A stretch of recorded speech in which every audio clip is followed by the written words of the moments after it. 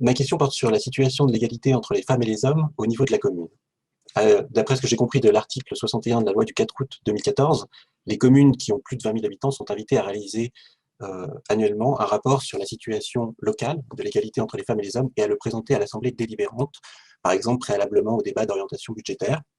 Et cela peut même faire l'objet d'une délibération spécifique, de manière à ce que cette délibération puisse accompagner la transmission du budget au service de l'État. Le décret du 24 juin 2015 vient préciser le contenu de ce rapport qui comporte normalement deux grands chapitres.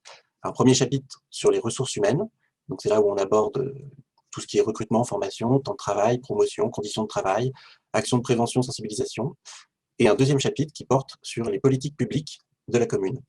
Donc là, on aborde chaque compétence, donc la sécurité, la santé, la culture, l'action sociale, et d'ailleurs j'en profite pour saluer l'analyse des besoins sociaux qui figurent dans les projets du CCAS sous l'impulsion du président de son conseil d'administration, mais aussi dans le domaine du sport, de l'éducation et de la petite enfance.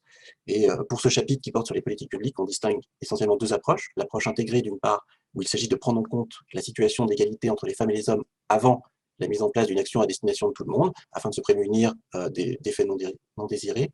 Et d'autre part, l'approche spécifique, qui est une forme d'action corrective et qui permet d'apporter des réponses immédiates à des difficultés rencontrées par les femmes. Alors moi, quand j'ai découvert ça, je trouve que ce rapport est une formidable occasion de renseigner ces deux chapitres avec trois choses: un état des lieux, un bilan pour valoriser les actions qui ont déjà été menées ou sont en cours, ainsi que les ressources mobilisées, et des orientations pluriannuelles pour continuer à avancer sur le sujet. Enfin, je tiens à saluer l'engagement et le travail de tous les élus, des services et plus largement des citoyens et associations qui œuvrent à Saint-Cloud dans le domaine de l'égalité femmes-hommes ou un domaine connexe mais qui s'en rapproche et qui contribuent à en faire un enjeu territorial majeur. Voilà, donc monsieur le maire, ma question est toute simple. Quel regard portez-vous sur ce rapport? Est-ce que notre ville a déjà produit ce type de document par le passé? Ou est-ce que vous seriez volontaire, si ce n'est pas le cas, pour que la ville de Saint-Cloud établisse en 2021 son premier rapport sur la situation locale en matière d'égalité entre les femmes et les hommes? Bon, je vais essayer de répondre assez succinctement à votre question, parce qu'en fait, le rapport, il est existant à Saint-Cloud. Il fera l'objet d'une présentation aux organisations syndicales dans le premier semestre de l'année prochaine. L'ensemble des lois multiples qui sont venues, plus le confinement, ne nous ont pas permis de le faire cette année. Il était prévu en 2020. Il y a quelques chiffres. Aujourd'hui, dans la collectivité, on a 62% de femmes et 58% d'hommes. On observe d'ailleurs que les femmes ont une moyenne salariale supérieure aux hommes dans la commune de Saint-Cloud, 58 et quelques euros. Enfin, il y a tout un tas d'indicateurs qui sont dedans.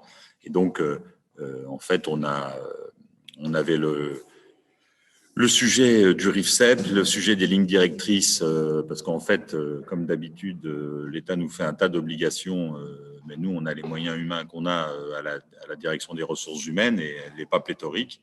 Et donc, on a priorisé un certain nombre d'obligations qui nous étaient faites. Pardon, je m'aperçois qu'il n'y avait pas la vidéo, excusez-moi.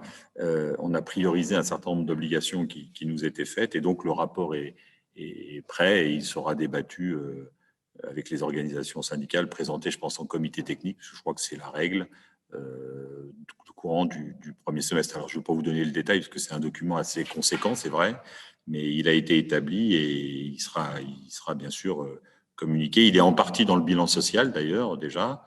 Et enfin, tout ça sont des documents qui existent au sein de la collectivité et qui demandent à être développés ou amendés en fonction de l'évolution réglementaire et législative. Mais c'est un sujet sur lequel on s'est déjà engagé et sur lequel on s'est déjà penché et qu'il faudra continuer à faire évoluer au cours des mois et des années à venir, bien sûr.